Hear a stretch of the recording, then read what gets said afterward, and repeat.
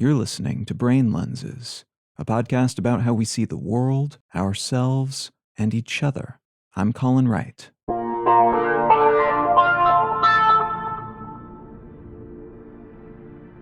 Primarily delivered through beverages like coffee, tea, and soda, caffeine is by far the world's most consumed psychoactive substance. Caffeine is chemically similar enough to adenosine, a substance we generate naturally over the course of the day inside our bodies, that it temporarily blocks our adenosine receptors. Those receptors moderate aspects of our autonomic nervous system, in particular, those regulating drowsiness. So when they're blocked, adenosine doesn't register on those receptors, and we feel more alert and awake than we would otherwise, based on the quantity of adenosine that has accumulated in our bodies.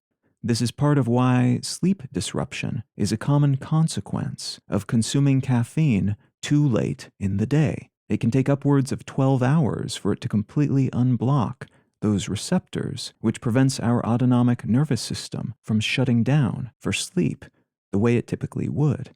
That drowsiness-killing property is part of what makes caffeine such a popular substance, but it's also been shown to aid focus, reduce fatigue, improve reaction time and motor coordination, and to provide benefits related to cognitive task switching, our ability to shift our attention from one thing to another without suffering from cognitive disruption in the process.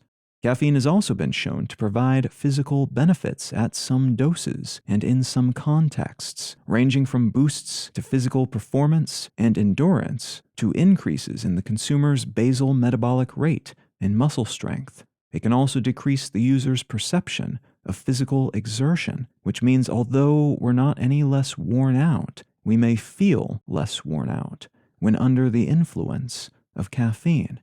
There are quite a few downsides associated with caffeine as well, though, including its capacity to kill those who consume too much of it, though a deadly dose is quite high, and it's unlikely that the casual consumer of caffeinated beverages, as opposed to concentrated caffeine powders or similar products, would ever accidentally reach it.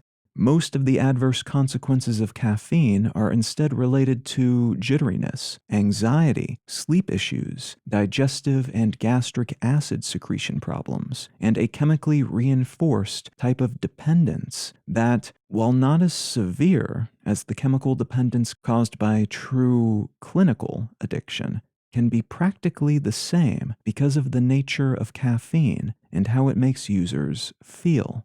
Over time, our bodies become acclimated to caffeine, which reduces many of its most prominent effects. It'll likely still help a bit with drowsiness, for instance, but not with the same potency as when we first started consuming it. If we stop consuming caffeine after having it every day for months or years, our bodies, having become accustomed to its presence, can go a little haywire, which we experience as withdrawal symptoms that include headaches, dizziness, tiredness, brain fog, body aches, insomnia, a mild, depressed feeling, and even cardiac issues or hypertension.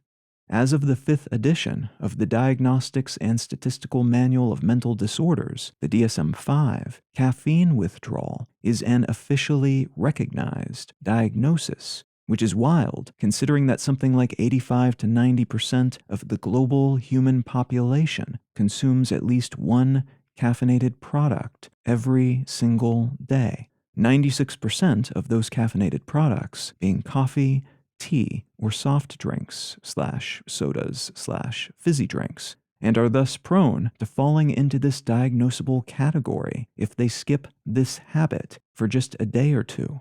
One of caffeine's main benefits, then, is that it helps prevent the very withdrawal symptoms it can cause. It's a self-reinforcing consumption cycle. On top of the ritualistic side of caffeine-related habits, then, and the physical and cognitive benefits it provides, part of caffeine's appeal is that it helps us avoid a clinical disorder that emerges during the week or two it can take our bodies to return to their baseline, non-caffeinated state.